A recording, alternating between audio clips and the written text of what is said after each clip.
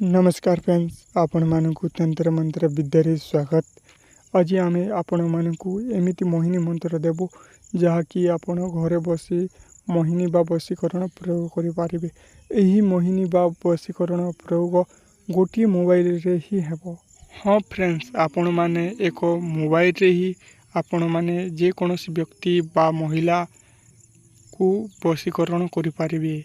आपणको घरे स्वामी स्त्री झगड़ा लगुंट आपण मैंने आपण प्रेमिका बा प्रेमिक को झगड़ा करवा देखुंट आपण सांग मैंने ये सबूर शिकार होती ताहले ए वीडियो को शेष पर्यंत देखु।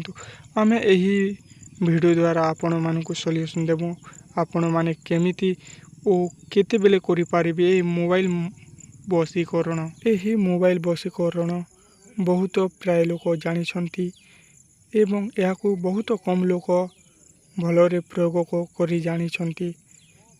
से माने खाली देखती एवं चली जाती, प्रयोग करने आसे नहीं से मानकु।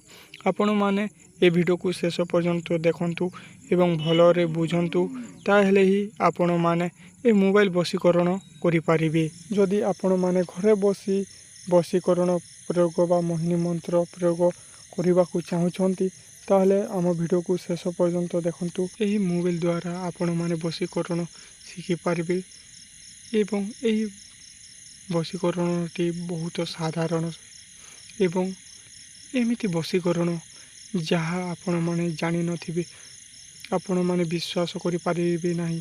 ए वशीकरण बहुत चमत्कारी वशीकरण। एही चमत्कारी वशीकरण आरंभ करिबा पूर्व आम वीडियो को नुआ देखुछंती बा प्रथम थर देखुछंती ताहले आम वीडियो को लाइक करिवो, सब्सक्राइब करिवो एवं पाखरे थिबा बेल आइकन को प्रेस करि नेबो, जहा द्वारा आपण माने सर्वप्रथमे एमिति वीडियो पाई पारिबे। आमे सबुदिन एमिति वीडियो अपलोड करि थाउ जहा द्वारा आपण माने देखि किछि ना किछि प्रयोग करि पारिबे।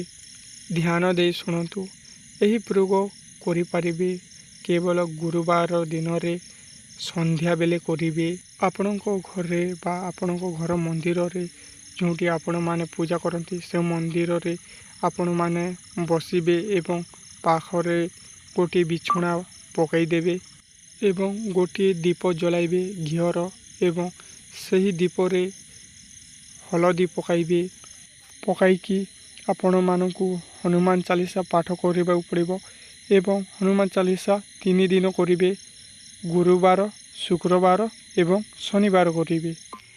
3 दिन हनुमान चालीसा पढ़िला परे आपण माने जेते बेले आसन रु उठिबा आगुरु आपणको मोबाइल रे आपण जे व्यक्ति को मोहिनी बा वशीकरण करबा को चाहूचंती सही व्यक्तिर फोटो स्क्रीन रे आनिबे। स्क्रीन रे आनिकी आपण प्रथम उंगली से फोटो ऊपर आपण माने गोटे स्टार बनाई नेबे।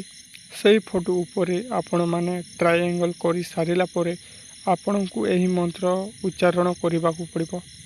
से मंत्र हेउची हनु हनु हनु हनुमंता। एही मंत्र कही सारिला परे आपण माने सही व्यक्ति को नाम नहीं कि कहिबे एही व्यक्ति को मो को भल पाऊ एवं मो को पसंद करू एवं आमे दुई लोक भलरे रहिबू, खुशी रे रहिबू। आपण माने एही कहिबे एहार प्रति मोर आकर्षण बढ़ू एवं सही व्यक्ति आपण को प्रेम करू ए सब कहिबे।